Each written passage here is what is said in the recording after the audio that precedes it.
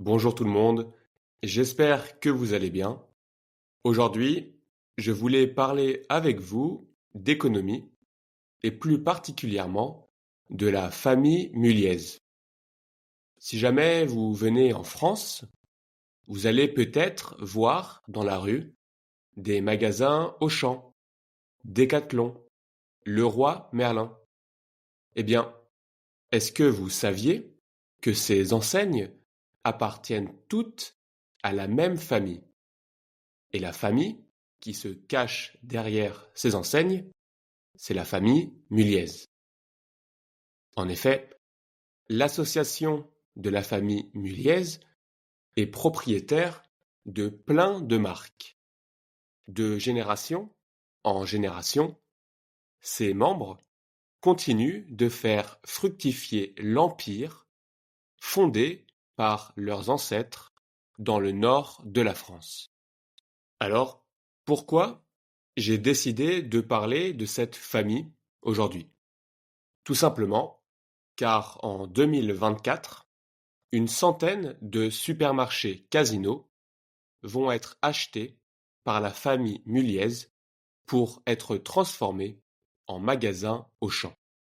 Mais revenons un peu à l'histoire de cette famille. Tout a commencé en 1900 à Roubaix, dans le nord de la France, l'une des capitales européennes de la production de laine. Louis Muliez, fils d'un modeste fabricant de tissus, épouse Marguerite Lestienne, qui est une fille d'un riche industriel, et il ouvre un atelier de fabrication de laine. En 1923, il fonde une nouvelle entreprise, les Filatures Saint-Liévin. Le couple prospère. Ils vont même avoir 11 enfants. Et l'entreprise aussi, avec la création de nouveaux ateliers. Durant la Seconde Guerre mondiale, les Muliez se réfugient dans le sud de la France, zone alors non occupée par les Allemands. Leur deuxième fils, Gérard, a l'idée de revendre directement aux consommateurs la laine fabriquée par sa famille. Il ouvre avec succès un magasin, les Textiles d'Art, à Poitiers. D'autres boutiques, appelées au Fil d'Art, vont ensuite ouvrir dans le sud, puis à Roubaix, à la fin de la guerre. Renommée Fil d'Art, l'entreprise emploie 1400 personnes en 1950. La franchise s'étend partout dans le pays. 2 ans plus tard, Louis Muliez meurt. Ses enfants, habitués à travailler en famille, décident de mettre en commun leur héritage pour, je cite, faire mieux ensemble que chacun séparément.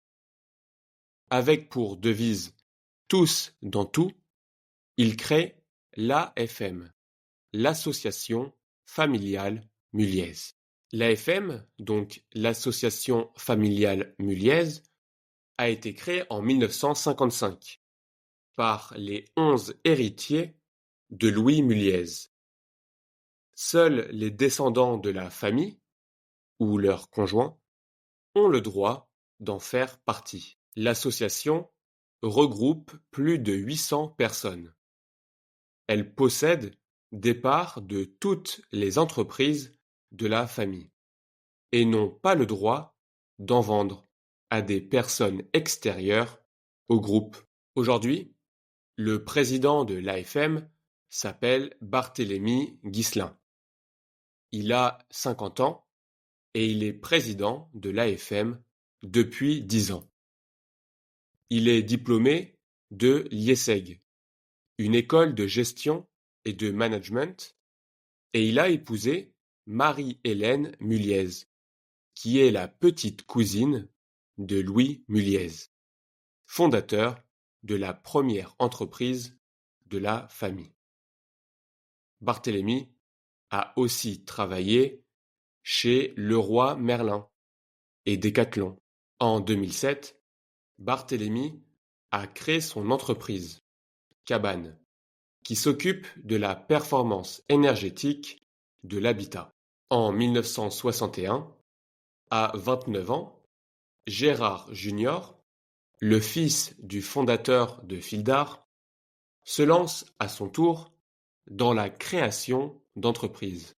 Ayant découvert la révolution de la grande distribution lors d'une formation aux États-Unis, il convainc son père de l'aider à ouvrir un supermarché à Roubaix.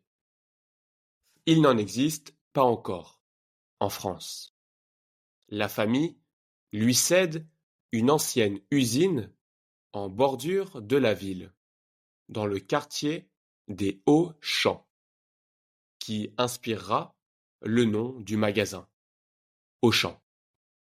Aujourd'hui, le groupe Auchan est présent dans une vingtaine de pays, surtout en Europe de l'Est et en Russie, et a fait un chiffre d'affaires de, tenez-vous bien, 33 milliards d'euros en 2023, dont 16 milliards en France. Après la création de son troisième supermarché à Anglos, près de Lille, Gérard Junior a une nouvelle idée.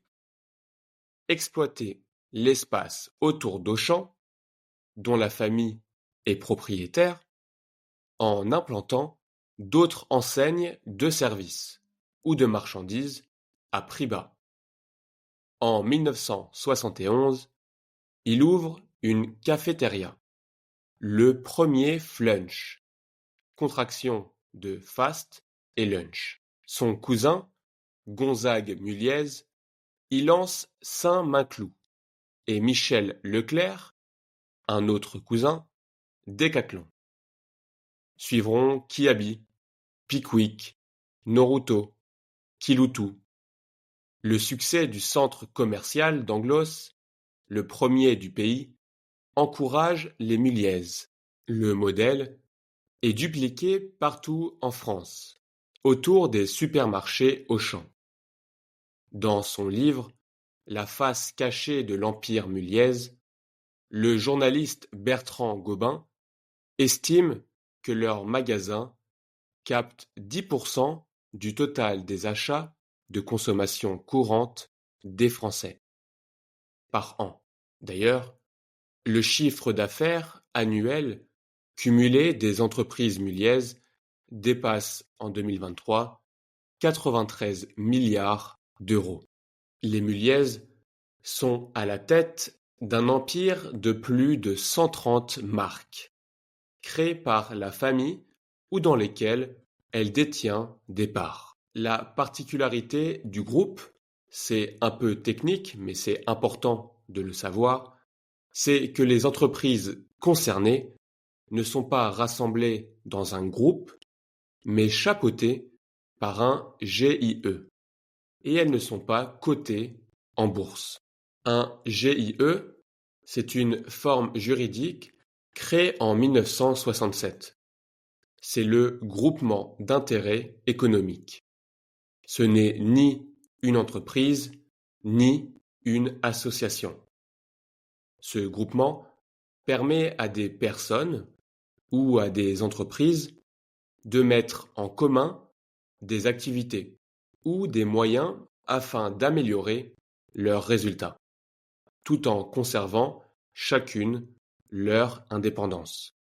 Son fonctionnement repose bien sûr sur une bonne entente entre ses membres. Faisons ensemble un petit zoom sur la galaxie des principales entreprises de l'Empire Muliez.